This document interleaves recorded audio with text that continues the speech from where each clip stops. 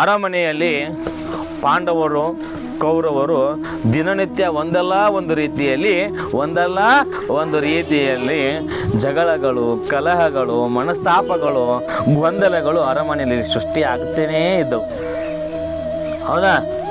ಹೀಗೆ ಕೆಲವು ದಿನಗಳು ಕಳೆದವು. ಈ ಹಸ್ತಿನಾಪುರ ರಾಜ್ಯದ ರಕ್ಷಕ ಗೋಡೆ ಅಂತಂದು ಹೇಳಿ ನಾವು ಭೀಷ್ಮನನ್ನು ಕರಿತೀವಿ. ಗಂಗೆಯ ಮಗ ಭೀಷ್ಮ, ಪರಶುರಾಮನ ಶಿಷ್ಯ. ಹೌದೇನಿಲ್ಲ? ಪರಶುರಾಮನ ಶಿಷ್ಯ ಗಂಗೆಯ ಮಗ ಭೀಷ್ಮ, ಹಸ್ತಿನಾಪುರದ ರಕ್ಷಕ, ಹಸ್ತಿನಾಪುರದ ಗೋಡೆ ಅಂತಂದು ಹೇಳಿದರೆ ತಪ್ಪಾಗಲಾರದು. ಇಡೀ ಹಸ್ತಿನಾಪುರ ಜಗತ್ತಿನಲ್ಲಿ ಅತ್ಯಂತ ಶಕ್ತಿಶಾಲಿಯಾದಂತಹ ರಾಜ್ಯ ಅಂತಂದು ಹೇಳಿದರೆ ಅದು ಹಸ್ತಿನಾಪುರ. ಅದಕ್ಕೆ ಕಾರಣನೇ ಭೀಷ್ಮ. ದೇವತೆಗಳನ್ನು ಕೂಡ ಸೋಲಿಸುವಷ್ಟು ಶಕ್ತಿ ಭೀಷ್ಮನಲ್ಲಿತ್ತು. ದೇವತೆಗಳನ್ನು ಸೋಲಿಸುವಂಥ ಶಕ್ತಿ ಭೀಷ್ಮನಲ್ಲಿತ್ತು. ಎಲ್ಲ ದೇವತೆಗಳನ್ನು ಸೋಲಿಸುವಂಥ ಶಕ್ತಿ ಭೀಷ್ಮನಲ್ಲಿತ್ತು. ಹಾಗಾಗಿ ಇನ್ನು ಹುಲ್ಲು ಕಡ್ಡಿಯ ಮಾನವರು, ಬೇರೆ ಬೇರೆ ರಾಜರು ಭೀಷ್ಮನನ್ನು ಹೇಗೆ ಗೆಲ್ಲಾರು? ಹೌದಲ್ಲ? ದೇವತೆಗಳೇ ಈತನಿಗೆ ಸೋಲುತ್ತಿರತಕ್ಕಂತಹ ಸನ್ನಿವೇಶ ಇದೆ. ಅಂತಹದ್ರಲ್ಲಿ ಮನುಷ್ಯರಾಗಿರತಕ್ಕಂತಹ ಕೆಲವೊಂದಿಷ್ಟು ರಾಜರುಗಳು ಅವರ ಒಂದು ಶಸ್ತ್ರಾಸ್ತ್ರಗಳು ಭೀಷ್ಮನ ಮೇಲೆ ಯಾವ ಪ್ರಯೋಗವನ್ನು ಬೀರಲಾರವು. ಹೌದಲ್ಲ? ಸೊ ಹೀಗಿರುವಾಗ ಅದಕ್ಕೆ ಹಸ್ತಿನಾಪುರಕ್ಕೆ ಹೆಸರುವಾಸಿನೇ ಭೀಷ್ಮ ಅಂತಂದು ಹೇಳ್ಬೋದು ಅಂತಂದು ಹೇಳ್ತೀವಿ. ಪರಶುರಾಮನ ಶಿಷ್ಯ. ಪರಶುರಾಮ ಯಾರು ಗೊತ್ತಿದೆಯಲ್ಲ? ಮಾತೆ ಎಲ್ಲಮ್ಮನ ಪುತ್ರ. ಹೌದೇನಿಲ್ಲ? ಮಾತೆ ಎಲ್ಲಮ್ಮನ ಪುತ್ರ ಪರಶುರಾಮ. ಆ ಪರಶುರಾಮನ ಶಿಷ್ಯ ಭೀಷ್ಮ. ಹೌದೇನಿಲ್ಲ? ಹೀಗೆ ಭೀಷ್ಮನಿಗೆ ಚಿಂತೆ ಆಯಿತು. ನನ್ನ ಮೊಮ್ಮಕ್ಕಳೇ ಇವತ್ತು ಅಧಿಕಾರಕ್ಕಾಗಿ, ರಾಜ್ಯಕ್ಕಾಗಿ ಮನಸ್ತಾಪ ಮಾಡಿಕೊಂಡು ಒಳಗೊಳಗೆ ಜಗಳಗಳು ಪ್ರಾರಂಭವಾಗ್ತಾ ಇದ್ದಾವೆ, ಅರಮನೆಯಲ್ಲಿ ಗೊಂದಲಗಳು ಪ್ರಾರಂಭವಾಗ್ತಾ ಇದ್ದಾವೆ ಅಲ್ಲವೇ ಅಂತಂದು ಹೇಳಿ ಹೇಗಾದರೂ ಮಾಡಿ ಇವರನ್ನು ಅರಮನೆಯಿಂದ ಹೊರಗೆ ವಿದ್ಯಾಭ್ಯಾಸಕ್ಕೆಂದು ಕಳಿಸ್ಬೇಕಂತಂದು ಹೇಳಿ ಯಾರು ಪ್ಲ್ಯಾನ್ ಮಾಡ್ತಾನೆ? ಯಾರು? ಭೀಷ್ಮ. ಯಾಕಂದರೆ 16, 18, 20 ವರ್ಷದೊಳಗೆ ಇರ್ತಕ್ಕಂತಹ ಈ ಕೌರವರು ಮತ್ತು ಪಾಂಡವರು ಇವರಿಗೆ ಒಳ್ಳೆಯ ಸಂಸ್ಕಾರ ಕಲಿಸಬೇಕು, ಒಳ್ಳೆಯ ವಿದ್ಯೆ ಬುದ್ಧಿ ಕಲಿಸಬೇಕು, ಒಳ್ಳೆಯ ರಾಜತ್ವದ ಬಗ್ಗೆ ಕಲಿಸ್ಕೊಡ್ಬೇಕು, ಒಳ್ಳೆಯ ಶಸ್ತ್ರಗಳ ಪ್ರಯೋಗವನ್ನು ಮಾಡೋದನ್ನು ಕಲಿಸ್ಕೊಡ್ಬೇಕು. ಯಾಕಂದರೆ ಕ್ಷತ್ರಿಯ ಧರ್ಮದಲ್ಲಿ ಜನಿಸಿರ್ತಕ್ಕಂಥವನು ಒಬ್ಬ ರಾಜನಾದವನಿಗೆ ಏನೇನು ಇರಬೇಕು ಅಂತ ಹೇಳಿದರೆ ರಾಜ್ಯಭಾರವನ್ನು ಮಾಡ್ತಕ್ಕಂಥ ಕಲೆ ಗೊತ್ತಿರಬೇಕು, ಶಸ್ತ್ರಾಸ್ತ್ರಗಳನ್ನು ಬೀಸುವಂಥ ಕಲೆ ಗೊತ್ತಿರಬೇಕು. ಈ ಬೇರೆ ರಾಜ್ಯದವರು ದಾಳಿ ಮಾಡಿದರೆ ಅವರನ್ನು ಎದುರಿಸುವಂಥ ಶಕ್ತಿ ಈ ನಮ್ಮ ಯುವಕರಲ್ಲಿ ಇರಬೇಕು ಅಂತಕ್ಕಂಥ ವಿಚಾರವನ್ನು ಮಾಡಿರ್ತಕ್ಕಂತಹ ಭೀಷ್ಮ ಇವರನ್ನೆಲ್ಲರನ್ನು 105 ಜನರನ್ನು ಏನು ಮಾಡ್ತಾನ ಅಂತಂದು ಹೇಳಿದ್ರೆ ಮಹಾನ್ ಪ್ರಸಿದ್ಧ ಇನ್ನೊಬ್ಬ ಜ್ಞಾನಿ ಯಾರಪ್ಪ ಅಂತ ಹೇಳಿದ್ರೆ ದ್ರೋಣಾಚಾರ್ಯ ಅಂತ ಹೇಳ್ತೀವಿ. ಹೆಸರು ಕೇಳಿರಿ? ದ್ರೋಣಾಚಾರ್ಯ. ನೀವೆಲ್ಲ 4ನೇ 5ನೇ ಒಳಗೆ ಏಕಲವ್ಯ ಮತ್ತು ದ್ರೋಣಾಚಾರ್ಯರ ಬಗ್ಗೆ ಈಗಾಗಲೇ ಕೇಳಿದ್ರಲ್ಲ ಮಕ್ಕಳ? ಸೊ ಈ ದ್ರೋಣಾಚಾರ್ಯ ಯಾರು ಅಂತಂದು ಹೇಳಿದರೆ ಈತನೂ ಕೂಡ ಪರಶುರಾಮನ ಶಿಷ್ಯ ಆಗಿರ್ತಾನೆ. ದ್ರೋಣಾಚಾರ್ಯ ಯಾರಾಗಿರ್ತಾರೆ? ಪರಶುರಾಮನ ಶಿಷ್ಯ. ಯಾಕಂದರೆ ಇವರಲ್ಲಿಯೂ ಕೂಡ ಸಕಲ ಜ್ಞಾನ ಇರ್ತದೆ. ಇವರು ಪರಶುರಾಮನಲ್ಲಿ ಶಿಕ್ಷಣವನ್ನು ಕಲಿತಕ್ಕಂಥ ಸಂದರ್ಭದಲ್ಲಿ ನಾನು ಗುರು ಆಗ್ತೀನಿ, ನಾನು ಮುಂಬರ್ತಕ್ಕಂಥ ಪೀಳಿಗೆಗೆ ಯಾರು ನಿಷ್ಠೆಯಿಂದ ನನ್ನಲ್ಲಿ ವಿದ್ಯೆಯನ್ನು ಕೇಳಲು ಬರ್ತಾರೋ ಅವರಿಗೆ ನನ್ನಲ್ಲಿರ್ತಕ್ಕಂಥ ಎಲ್ಲ ವಿದ್ಯೆಯನ್ನು ನಾನು ಧಾರೆ ಎಳಿತೀನಿ, ಅಂದರೆ ಕಲಿಸ್ಕೊಡ್ತೀನಿ ಅಂತಕ್ಕಂಥ ವಚನವನ್ನು ನೀಡಿಕೊಂಡು ಪರಶುರಾಮನ ಕಡೆ ಶಿಕ್ಷಣವನ್ನು ಪಡ್ಕೊಂಡು ಬಂದಿರ್ತಾನೆ ದ್ರೋಣಾಚಾರ್ಯ. ಅಂತಹ ದ್ರೋಣಾಚಾರ್ಯರ ಬಳಿ 105 ಜನ ಮಕ್ಕಳನ್ನು ತಂದು ಬಿಟ್ಟು ಹೋಗ್ತಾನೆ ಭೀಷ್ಮ. ಹೌದಾ? ಇತ್ತಿಗೆ ತಾಯಿಗೆ ಸಂಕಟ ಆಗುತ್ತದೆ. ಗಾಂಧಾರಿಗೆ ನನ್ನ 100 ಮಕ್ಕಳು ನನ್ನನ್ನು ಬಿಟ್ಟು ಈ ಅರಮನೆಯ ವೈಭವವನ್ನು ಬಿಟ್ಟು ಎಲ್ಲೋ ಒಂದು ವನವಾಸದ ಕಾಡಿನಲ್ಲಿ ಒಬ್ಬ ಋಷಿಮುನಿಗೆ ಹತ್ತಿರ ಹೋಗಿ ವಿದ್ಯಾಭ್ಯಾಸ ಮಾಡಬೇಕಲ್ಲಪ್ಪ. ನನ್ನ ಮಕ್ಕಳನ್ನು ಬಿಟ್ಟು ನಾನು ಹೇಗೆ ಇರಲಿ? 5 ವರ್ಷ 6 ವರ್ಷ ನಾನು ಹೇಗೆ ಇರಲಿ ಅಂತಂದು ಹೇಳಿ ತಾಯಿ ಚಂತಾಕ್ರಾಂತಳಾಗ್ತಾಳೆ, ಕಣ್ಣೀರು ಹಾಕ್ತಾಳೆ. ಯಾರು? ಗಾಂಧಾರಿ ಕೂಡ ದುಃಖಿತಳಾಗ್ತಾಳೆ, ಮಕ್ಕಳನ್ನು ಬಿಟ್ಟು ಇರುವುದು ಹೇಗೆ ಅಂತಂದು ಹೇಳಿ. ಕೊನೆಗೆ ಪಾಂಡುವಿನ ಮಕ್ಕಳು ಇವರನ್ನು ಕಳಿಸ್ಕೊಡ್ಬೇಕಲ್ಲ.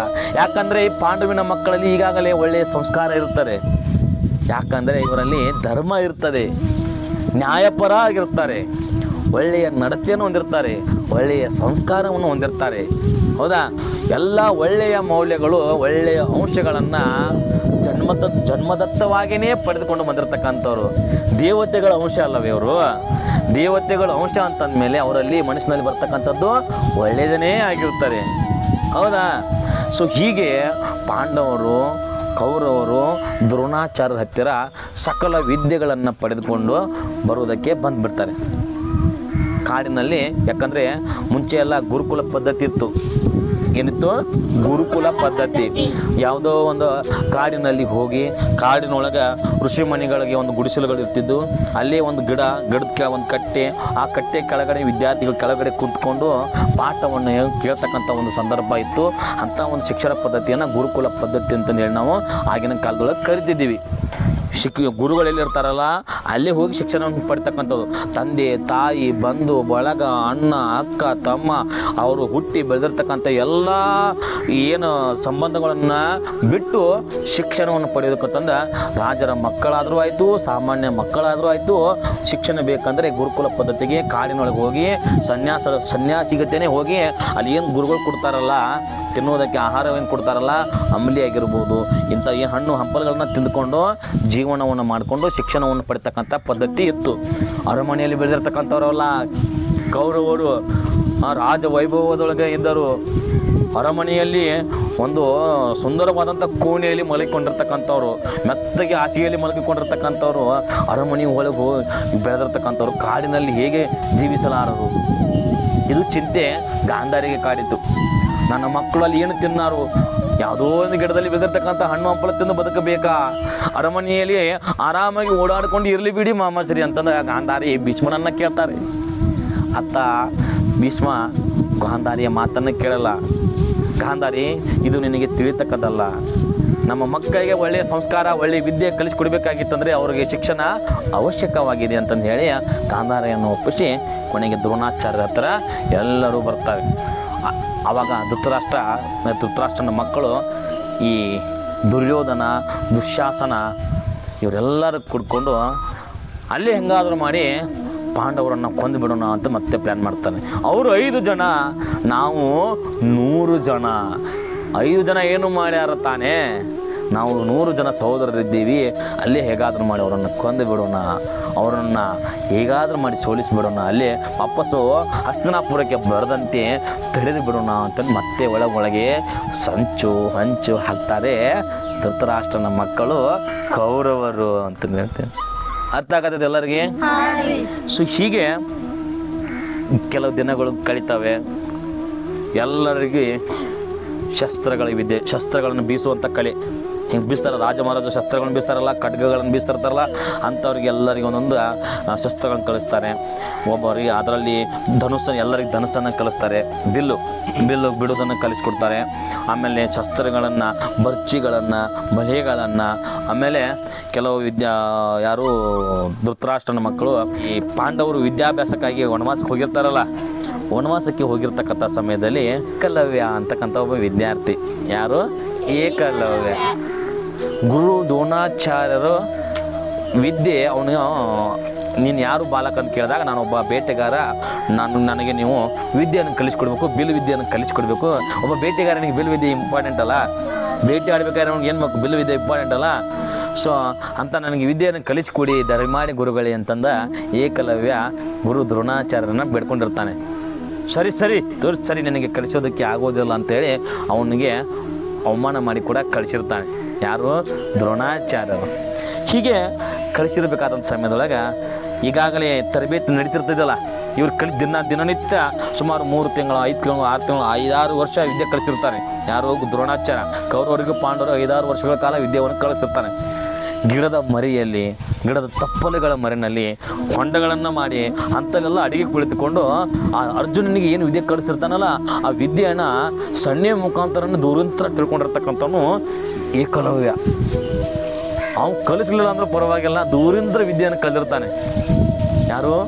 ಏಕಲವ್ಯ. ಹೀಗೆ ಒಂದು ದಿನ ಪರೀಕ್ಷೆ ನಡೆದಿದ್ದಾಗ ಅವರಿಗೆ ಒಂದು ಪರೀಕ್ಷೆ ನಡೆದಿರ್ತದೆ. ಪರೀಕ್ಷೆ ನಡೆದಾಗ ಏನೋ ಒಂದು ಕಾರಿನೊಳಗೆ ಸರಸ ಶಬ್ದ ಮಾಡಿ ಹೋಗಿಬಿಡ್ತದೆ. ಏನು ಅಂತ ನೋಡಿದಾಗ ಒಂದು ಪ್ರಾಣಿ ಹೋಗ್ತಿರ್ತೈತಿ. ಆ ಪ್ರಾಣಿಗೆ ಬಾಣವನ್ನು ಬಿಡ್ತಾರೆ, ಶಬ್ದವೇದಿ ಬಾಣ ಅಂತ ಹೇಳ್ತಾರೆ. ಯಾವ ಬಾಣ? ಶಬ್ದವೇದಿ ಬಾಣ. ಶಬ್ದವೇದಿ ಬಾಣ ಅಂತಂದರೆ ಕಣ್ಣು ಮುಚ್ಚೋದು, ಕಣ್ಣು ಮುಚ್ಚಿ ಕಿವಿಯನ್ನು ಏಕಾಗ್ರತೆಯನ್ನು ಇಟ್ಕೊಳ್ಳೋದು. ಕಿವಿಯನ್ನು ಏಕಾಗ್ರತೆಯನ್ನು ಇಟ್ಕೊಂಡಾಗ ಯಾವ ಕಡೆಯಿಂದ ನಮಗೆ ಶಬ್ದ ಬರ್ತಿದೆ ಅಂತ ತಿಳ್ಕೊಂಡು, ಈ ಕಡೆ ಶಬ್ದ ಬರ್ತಾ ಇದೆನಾ, ಹಿಂಗೆ ಸರಿಸ್ಕೊಂಡು ಬಾಣವನ್ನು ಬಿಟ್ಟು ಬಿಡೋದು. ಕೇವಲ ಶಬ್ದದಿಂದಲೇ ಬಾಣವನ್ನು ಚಲಾಯಿಸುವ ಒಂದು ವಿದ್ಯೆಯನ್ನು ಶಬ್ದವೇದಿ ವಿದ್ಯೆ ಅಂತ ಕರೀತಾರೆ. ಹಾಗೆ ಅರ್ಜುನನೂ ಕಲ್ತಿದ್ದ ಆ ವಿದ್ಯೆಯನ್ನು. ಅದರ ಜೊತೆಗೆ ಏಕಲವ್ಯನೂ ಕಲ್ತಿದ್ದ. ಯಾಕಂದರೆ ನಿಮ್ಗೆ ಈಗಾಗಲೇ ಹೇಳಿದೆ, ಅಡಿಗೆ ಕುಳಿತುಕೊಂಡು ಅಲ್ಲೊಂದು ಇಲ್ಲೊಂದು ಕೂತ್ಕೊಂಡು ಕಲ್ಲು ಬಂಡೆಗಳ ಮರಿ ಕೂತ್ಕೊಂಡು ದೂರಿಂದ ವಿದ್ಯೆಯನ್ನು ಕಲ್ತಿರ್ತಾನೆ ಏಕಲವ್ಯ. ಒಟ್ಟು ನೋಡೋದಕ್ಕೆ ಒರಟಾಗಿರ್ತಾನೆ, ನೋಡೋದಕ್ಕೆ ಕುರುಪಿಯಾಗಿರ್ತಾನೆ, ನೋಡೋದಕ್ಕೆ ಚಂದ ಇರಂಗಲ್ಲ ಏಕಲವ್ಯ. ಹೌದಾ? ಸೊ ಹೀಗೆ ಒಂದು ದಿನ ಆ ಪ್ರಾಣಿ ಹೋಗೋಣ, ಆ ಪ್ರಾಣಿಗೆ ಶಬ್ದವೇದಿಯ ಬಾಣವನ್ನು ಅರ್ಜುನ ಪ್ರಯೋಗಿಸ್ತಾನೆ. ಅರ್ಜುನ ಶಬ್ದವೇದಿಯ ಬಾಣವನ್ನು ಪ್ರಯೋಗಿಸ್ತಾನೆ. ಅರ್ಜುನನ ಬಾಣ ಹೋಗ್ತಿರ್ತಾ ಇದ್ರಿ, ಹೋಗಿ ಇನ್ನೇನು ಆ ಪ್ರಾಣಿಗೆ ಅಂದರೆ ಹಂದಿ ಇರ್ತದೆ ಪ್ರಾಣಿ, ಆ ಪ್ರಾಣಿಗೆ ಹಿಂಗೆ ಹೋಗಿ ಏನು ಕುಳ್ತಿರ್ತೈತಿ ಅರ್ಜುನನ ಬಾಣಿನ ಹಿಂದೆನೆ ಮತ್ತೊಂದು ಬಾಣ ಬಂದು ಆ ಅರ್ಜುನನ ಬಾಣವನ್ನು 2 ಭಾಗ ಮಾಡಿ ಮುಂದೆ ಹೋಗಿ ಆ ಪ್ರಾಣಿಗೆ ಕುಂತಿರ್ತದೆ. ಆ ಬಾಣ ಬಿಟ್ಟವನೇ ಏಕಲವ್ಯ. ಅಂದರೆ ಇದರಲ್ಲಿ ಅರ್ಥ ಏನ ಅಂತಂದರೆ, ಅರ್ಜುನನಕ್ಕಿಂತಲೂ ಶ್ರೇಷ್ಠ ಯಾರಾಗಿದ್ದಾರೆ ಇಲ್ಲಿ? ಏಕಲವ್ಯ. ಹೋಗಿ ನೋಡ್ತಾನೆ, ಆ ಪ್ರಾಣಿ ಸತ್ತು ಬಿದ್ದಿತ್ತು. ಅರ್ಜುನ ಬಿಟ್ಟಿದ್ದ ಬಾಣನಿಂದ ಅಲ್ಲ, ಏಕಲವ್ಯ ಬಿಟ್ಟಿದ್ದ ಬಾಣಿನಿಂದ. ಹೌದೇನಿಲ್ಲ? ಹಾಗೆ ನೋಡ್ತಾನೆ. ಆವಾಗ ಇದು ಹೇಗೆ ಸಾಧ್ಯ ಅಂತಂದು ಅರ್ಜುನನಿಗೆ ಆಶ್ಚರ್ಯ ಆಗಿಬಿಡ್ತದೆ. ಇಷ್ಟು ಶಕ್ತಿಶಾಲಿ ಶಬ್ದವೇದಿ ವಿದ್ಯೆಯನ್ನು ಈ ಕಾಡಿನಲ್ಲಿ ಕಲಿಯುವುದಕ್ಕೆ ಯಾರು ಸಾಧ್ಯ ಅಂತಂದು ಹೇಳಿ ಆಶ್ಚರ್ಯ ಆಗಿಬಿಡ್ತದೆ. ಯಾರಿಗೆ? ಅರ್ಜುನನಿಗೆ. ಆಶ್ಚರ್ಯದ ನೋಡ್ತಾನೆ. ಅಲ್ಲೇ ಗಿಡಕ್ಕೆ ಎಲ್ಲ ಪ್ರಾಣಿಗಳ ಒಂದು ಚರ್ಮವನ್ನು ತನಿಗೆ ಕಟ್ಕೊಂಡಿರ್ತಾನೆ. ಸೊ ಪ್ರಾಣಿಗಳ ಚರ್ಮವನ್ನು ಮೈಗೆ ಸುತ್ಕೊಂಡಿರ್ತಾನೆ. ಗಿಡ ಕಂಟಿಗಳ ಏನೋ ತಪ್ಪಲುಗಳಿಂದ ಮೈಯನ್ನು ಮುಚ್ಕೊಂಡಿರ್ತಾನೆ. ಆವಾಗ ಈ ಬಾಣವನ್ನು ಬಿಟ್ಟಿದ್ದು ನಾನೇ. ನಿನ್ನ ಬಾಣ ಕೂಡೋಕ್ಕಿಂತ ಮುಂಚೆ ನಿನ್ನ ಬಾಣವನ್ನು 2 ಭಾಗ ಮಾಡಿ ಆ ಪ್ರಾಣಿಯ ಹೊಟ್ಟೆಗೆ ಹೋಗಿ ನನ್ನ ಬಾಣ ಚುಚ್ಚಿದೆ ನೋಡು. ಆ ಬಾಣಕ್ಕೆ ಅವ್ನ ಸಿಂಬಲ್ ಇರ್ತದೆ. ಏನು ಸಿಂಬಲ್ ಇರ್ತದೆ? ಆ ಪಕ್ಷಿಗಳ ಪುಚ್ಚ ಇರ್ತದಲ್ಲ, ಆ ಬಾಣಗಳಿಗೆ ಹಾಕಿರ್ತಾನೆ. ಅದು ನನ್ನ ಬಾಣ ನೋಡು ಅಲ್ಲಿ ಅಂತ ತೋರಿಸ್ತಾನೆ. ಅವಾಗ ಹೌದಲ್ಲ ಆಶ್ಚರ್ಯ, ಈ ವಿದ್ಯೆ ನೀನು ಹೇಗೆ ಕಲ್ತೀಯ ಆ ಬಾಲಕ ಅಂತಂದು ಅರ್ಜುನ ಅವಾಗ ಕರಿತಾ ಗುರುನು ಬೆಣ್ಣಕ್ಕೆ ಬರ್ತಾನಲ್ಲಿ. ಯಾರು? ದ್ರೋಣಾಚಾರ್ಯರು ಬಂದು ನೋಡ್ತಾರೆ. ಇದು ಹೇಗೆ ಸಾಧ್ಯ? ಶಬ್ದವೇದಿ ಬಾಣವನ್ನು ನೀನು ಹೇಗೆ ಪ್ರಯೋಗ ಮಾಡಿದೆ? ನಿನಗೆ ಯಾರು ಕಲಿಸಿದ್ದು ಅಂತಂದು ಹೇಳಿ ದ್ರೋಣಾಚಾರ್ಯಗೆ ಸಿಟ್ಟು ಬಂದುಬಿಡುತ್ತದೆ. ಇಂತಹ ವಿದ್ಯೆಯನ್ನು ನೀನು ಎಲ್ಲಿಂದ ಕಲಿತಿರುವೆ? ಯಾರು ಕಲಿಸಿರುವೆ? ಇದು ಅಂತಿಂಥ ವಿದ್ಯೆ ಅಲ್ಲ, ಶಬ್ದವೇದಿ ವಿದ್ಯೆ ಇದು. ಇಂತಹ ವಿದ್ಯೆ ನಿನಗೆ ಯಾರು ಕಲಿಸಿದ್ರು? ಹೇಳು ಅಂತಂದ ತಕ್ಷಣಲ್ಲೇ ಕಾಡಕ್ಕೆ ಶುರು ಮಾಡ್ತಾನೆ. ಯಾರು? ದ್ರೋಣಾಚಾರ್ಯ. ಯಾರನ್ನ? ಏಕಲವ್ಯನ ಪ್ರಾರಂಭ ಮಾಡ್ತಾರೆ. ಕೊನೆಗೆ ನನ್ನ ಗುರುವಿನಿಂದ ಕಲ್ತಿದ್ದೇನೆ ಅಂತ ಹೇಳ್ತಾನೆ. ನನ್ನ ಗುರುವಿನಿಂದ ಕಲ್ತಿದ್ದೇನೆ ಅಂತ ಹೇಳ್ತಾನೆ. ಯಾರು? ಏಕಲವ್ಯ. ನಿನ್ನ ಗುರು ಯಾರು ಅಂತ ಕೇಳ್ತಾರೆ. ಯಾರು? ದ್ರೋಣಾಚಾರ್ಯ. ನನ್ನ ಗುರು ಇಲ್ಲಿದ್ದಾನೆ ಬನ್ನಿ ಅಂತಂದು ಹೇಳಿ ಕರ್ಕೊಂಡು ಹೋಗ್ತಾನೆ.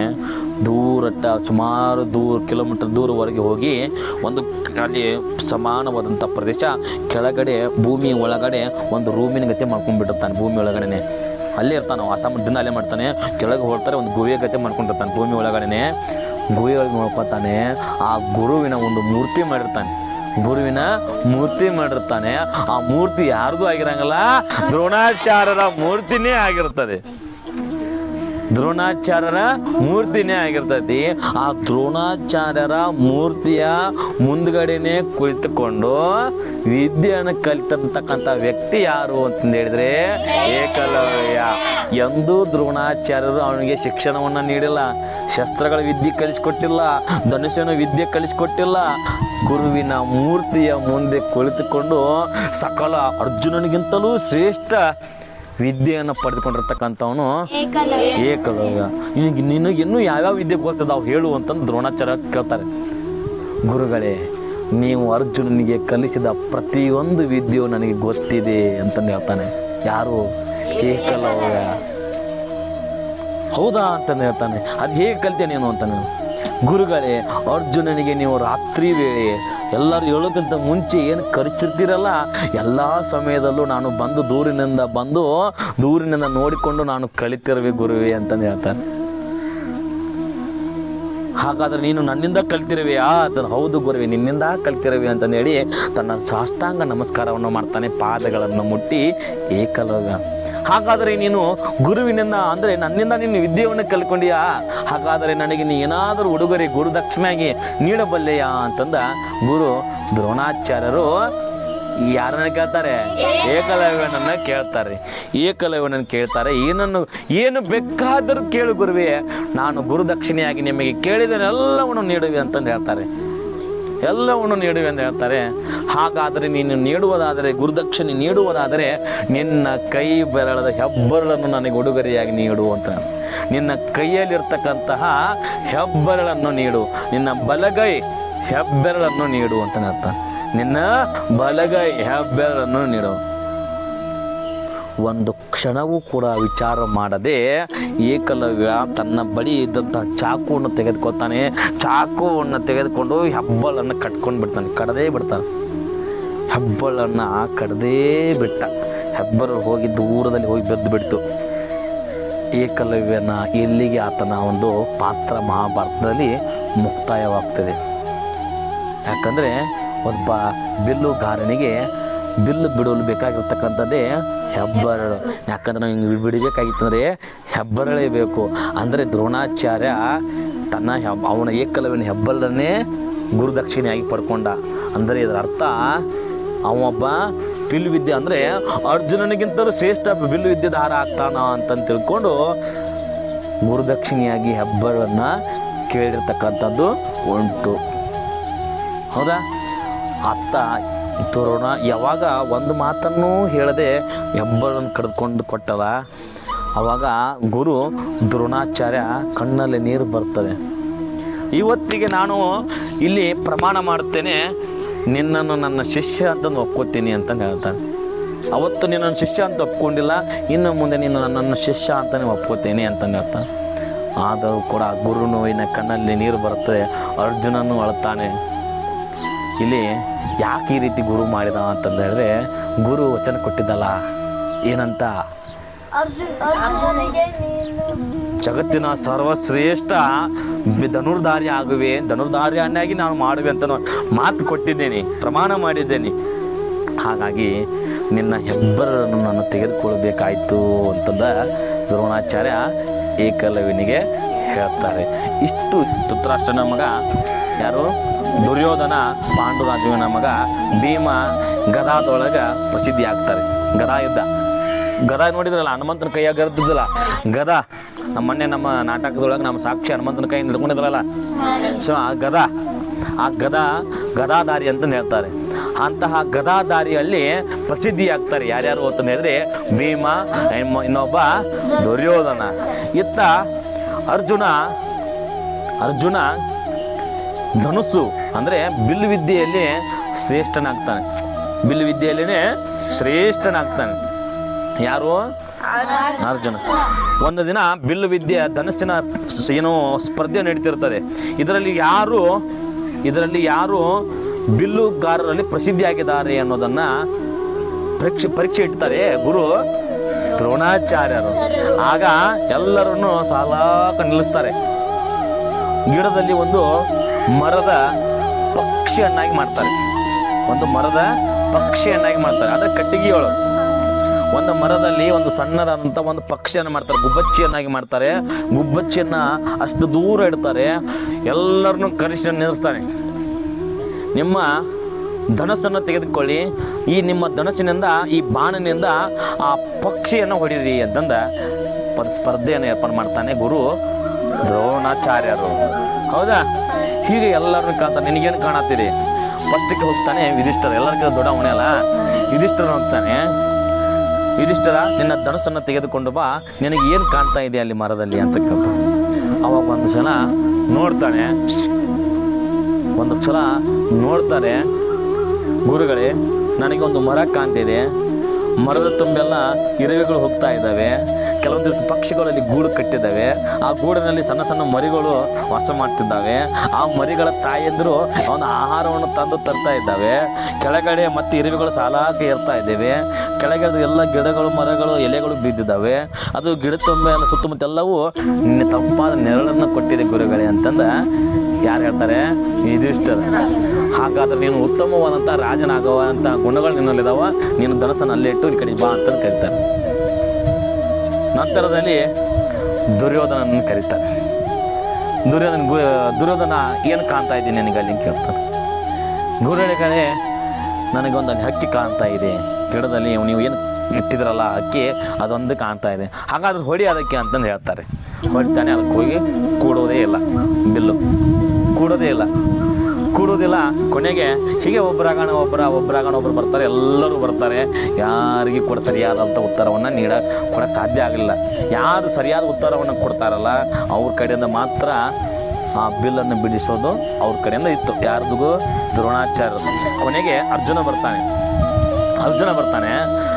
ಅರ್ಜುನ ಬಂದ ತಕ್ಷಣ ಹೇಳ್ತಾನೆ, ಅರ್ಜುನ ನಿನಗಲ್ಲಿ ಏನು ಕಾಣ್ತಾ ಇದೆ ಮರದಲ್ಲಿ ಅಂತ. ಗುರುಗಳೇ, ನನಗೆ ಕಾಣ್ತಾ ಇರ್ತಕ್ಕಂಥದ್ದು ಆ ಮರದಲ್ಲಿ ಇರ್ತಕ್ಕಂಥ ನೀವೇನು ಪಕ್ಷಿ ತೋರಿಸ್ತೀರ ಆ ಪಕ್ಷಿಯ ಕಣ್ಣು ಮಾತ್ರ ಕಾಣ್ತಾ ಇದೆ ಅಂತ ಹೇಳ್ತಾನೆ. ಯಾರು? ಅರ್ಜುನ. ಆ ಪಕ್ಷಿಯ ಕಣ್ಣು ಮಾತ್ರ ನನಗೆ ಅದು ಒಂದೇ ಕಾಣ್ತಾ ಇದೆ, ಬೇರೆದು ಯಾವುದು ನನಗೆ ಕಾಣಕತ್ತಿಲ್ಲ ಅಂತಾನೆ. ಹಾಗಾದ್ರೆ ಹೊಡಿ ಹಂಗಾರೆ ಅದಕ್ಕೆ ಅಂತ ಹೇಳ್ತಾನೆ. ಯಾರು? ದ್ರೋಣಾಚಾರ್ಯ. ಬಾಣನ್ನ ತೆಗೆದುಕೊಳ್ತಾನೆ, ಒಂದು ಕಣ್ಣನ್ನು ಮುಚ್ತಾನೆ, ಗುರಿಯನ್ನು ಇಡ್ತಾನೆ. ಬಿಟ್ಟ ಬಾಣ ನೇರವಾಗಿ ಹೋಗಿ ಆ ಮರದಿಂದ ಮಾಡಿರ್ತಕ್ಕಂತಹ ಪಕ್ಷಿಯ ಕಣ್ಣಿಗೆ ಹೋಗಿನೇ ತಾಕ್ತದೆ. ಆವಾಗ ದ್ರೋಣಾಚಾರ್ಯಗೆ ಅರ್ಥ ಆಗ್ತದೆ, ನೀನು ಒಬ್ಬ ಜಗತ್ತಿನ ಪ್ರಸಿದ್ಧ ಧನಸ್ಸುಧಾರಿಯಾಗವಿ. ನಿನ್ನಷ್ಟು ಈ ಬಿಲ್ಲು ವಿದ್ಯೆಯೊಳಗೆ ನಿನ್ನನ್ನು ಮೀರಿಸುವಂಥ ಶಕ್ತಿ ಈ ಭೂಮಂಡಲದೊಳಗೆ ಯಾರೂ ಇರಲ್ಲ. ಅಂಥ ಪ್ರಸಿದ್ಧ ಬಿಲ್ಲುಧಾರನಾಗಿ ಮಾಡ್ತಕ್ಕಂಥ ಕರ್ತವ್ಯ ನನ್ನದು. ನಾನು ನಿನಗೆ ಪ್ರಮಾಣ ಮಾಡುತ್ತೇನೆ, ಜಗತ್ತಿನ ಶ್ರೇಷ್ಠ ಶಾಲಿ ಧನುರ್ಧಾರಿ ಆಗುವೆ ಅರ್ಜುನ ಅಂತಲೇ ಹೇಳ್ತಾನೆ. ಯಾಕಂದರೆ ಒಬ್ಬ ವ್ಯಕ್ತಿಗೆ ಗುರಿ ಇಂಪಾರ್ಟೆಂಟ್ ಆಗಿರ್ತದೆ.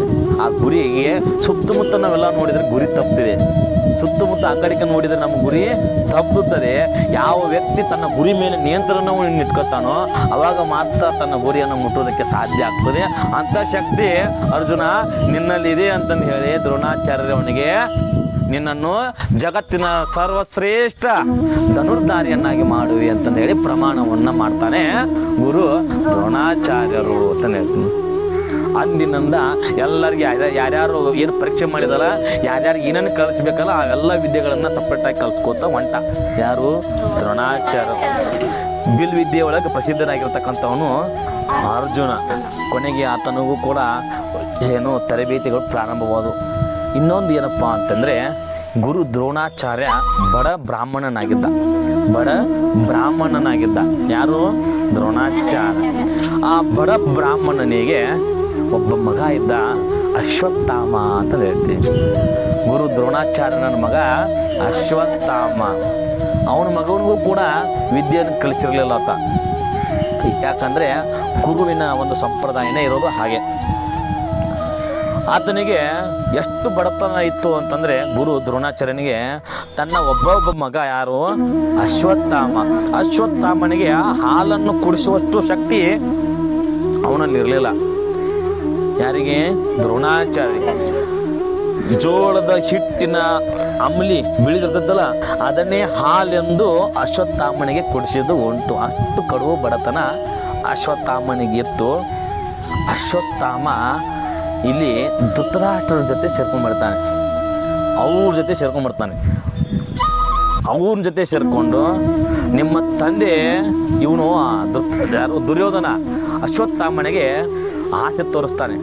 ನೀನು ನಮ್ಮ ಬಳಿ ಬಾ, ನಾವು ರಾಜ್ಯಕ್ಕೆ ಮರಳಿದ ನಂತರ ನಿನಗೆ ಉನ್ನತವಾದಂಥ ಅಧಿಕಾರವನ್ನು ನೀಡುವೆ, ಹಣ ನೀಡುವೆ, ಸಂಪತ್ತು ನೀಡುವೆ, ರಾಜ್ಯಭಾರವನ್ನು ನೀಡುವೆ. ನಿನಗೂ ಕೂಡ ಸಣ್ಣದೊಂದು ಹಳ್ಳಿಯನ್ನು ನಿನಗೆ ನೀಡುವೆ, ದಾನ ಧರ್ಮಗಳನ್ನು ನಿನಗೆ ನೀಡುವೆ. ನೀನು ನಮ್ಮ ಕಡೆ ಬಾ. ಯಾಕಂದರೆ ಇವರು ಪಾಂಡವರು ಇದ್ದಾರಲ್ಲ, ಅವ್ರನ್ನ ಇರೋದು ಕಟ್ಕೋಬೇಕಲ್ಲ. ಹಾಗಾಗಿ ಅಶ್ವತ್ಥಾಮ ಅಂದರೆ ಯಾರು? ದ್ರೋಣಾಚಾರ್ಯನ ಮಗ. ಅವನನ್ನು ಕೂಡ ಈ ದುರ್ಯೋಧನನ ಎಲ್ಲ ಸಹೋದರರು ಅವನ ಕಡೆ ಸೇರಿಸ್ಕೊಂಡ್ಬಿಡ್ತಾರೆ. ಕೊನೆಗೆ ಅಶ್ವತ್ಥಾಮ ಅವರ ಮಾತಿನೊಳಗನೆ ಸೇರಿಬಿಡ್ತಾನೆ, ಮೋಸಕ್ಕೆ ಇಳಿದು ಬಿಡ್ತಾನೆ. ಗುರುವಿನ ಮಗ ಮೋಸ, ಪಾಪ, ಅಧರ್ಮಿಯಾಗಿ ಬಿಡ್ತಾನೆ. ಮಗನಿಗೆ ಕಲಿಸದೇ ಇರತಕ್ಕಂತಹ ವಿದ್ಯೆಯನ್ನು ತನ್ನ ಶಿಷ್ಯ ಆದಂತಹ ಅರ್ಜುನನಿಗೆ ಕಲಿಸಿಕೊಡ್ತಾನೆ. ಎಲ್ಲ ದೇವತೆಗಳು, ಇಂದ್ರ, ವರುಣ, ವಾಯು, ಅಗ್ನಿ, ಬ್ರಹ್ಮ, ವಿಷ್ಣು, ಮಹೇಶ್ವರ, ಸರಸ್ವತಿ, ಕಾಳಿ, ಏನು ಎಲ್ಲ ದೇವತೆಗಳದವಲ್ಲ, ಎಲ್ಲ ದೇವತೆಗಳು ಒಂದು ಬಿಲ್ಲು ಇರ್ತವೆ, ಶಕ್ತಿ. ಆ ಶಕ್ತಿಯನ್ನು ಸಂಪೂರ್ಣವಾಗಿ ಅರ್ಜುನನಿಗೆ ಕಲಿಸಿಕೊಡ್ತಾನೆ. ಎಲ್ಲ ದೇವತೆಗಳಿಂದ ಈತ ಏನು ಮಾಡಿರ್ತಾನೆ, ಶಸ್ತ್ರಗಳನ್ನ ಪಡೆದುಕೊಂಡಿರ್ತಾನೆ. ಯಾರು? ದ್ರೋಣಾಚಾರ್ಯರು. ಆ ತಾನು ಪಡೆದುಕೊಂಡಿರ್ತಕ್ಕಂಥ ಎಲ್ಲ ಶಕ್ತಿಯನ್ನ ಅರ್ಜುನನಿಗೆ ಕಲಿಸಿಕೊಡ್ತಾನೆ. ಬಿಲ್ಲುಗಳ ಶಕ್ತಿಗೆಲ್ಲ ಎಲ್ಲ ದೇವತೆಗಳಿಗೆ ಕೂಡ ಒಂದೊಂದು ಏನಿರ್ತವೆ, ಶಕ್ತಿಯುಪವಾದಂತಹ ಬಿಲ್ಲುಗಳು ಇರ್ತಾವೆ. ಅಂತಹ ಶಕ್ತಿಗಳನ್ನು ಪಡೆದುಕೊಂಡು ಅವನು ತನ್ನ ಪ್ರಿಯ ಶಿಷ್ಯ ಅರ್ಜುನನಿಗೆ ಕಲಿಸಿಕೊಟ್ಟಿರ್ತಕ್ಕಂಥವನು ದ್ರೋಣಾಚಾರ್ಯರು. ಅರ್ಥ ಆಗತ್ತೆ ಎಲ್ಲರಿಗೆ?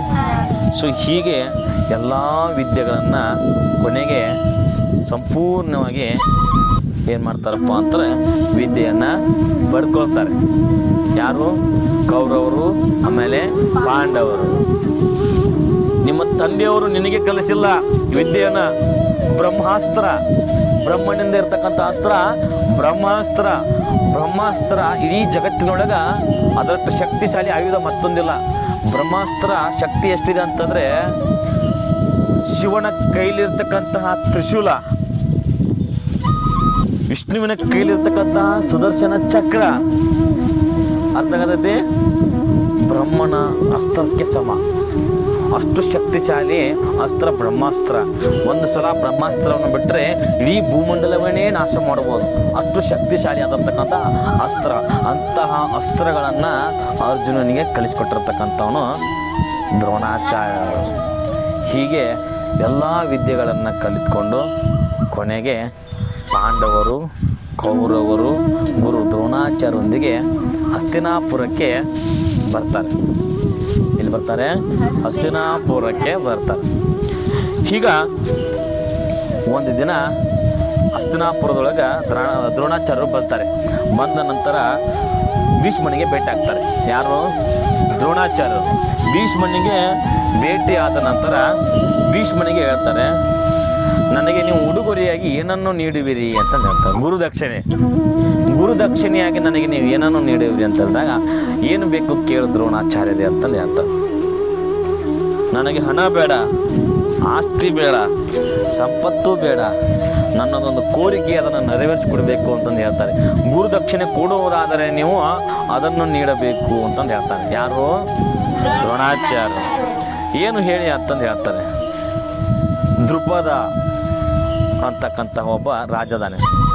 ದೃಪದ ಅಂತಕ್ಕಂಥ ಒಬ್ಬ ರಾಜ ಇದ್ದಾನೆ. ಆ ದೃಪದ ನಾನು ಮತ್ತು ಅವನು ಬಾಲ್ಯದಲ್ಲಾಗ ಒಂದೇ ಶಿಕ್ಷಣವನ್ನು ಪಡ್ಕೊಂಡಿರ್ತಕ್ಕಂಥವ್ರು. ಬಾಲ್ಯದಲ್ಲಿ ಸ್ನೇಹಿತರಾಗಿದ್ದೀವಿ. ಗುರುಕುಲದಲ್ಲಿ ಒಂದೇ ರೀತಿಯಲ್ಲಿ ಇಬ್ಬರು ಓದಿದವರು.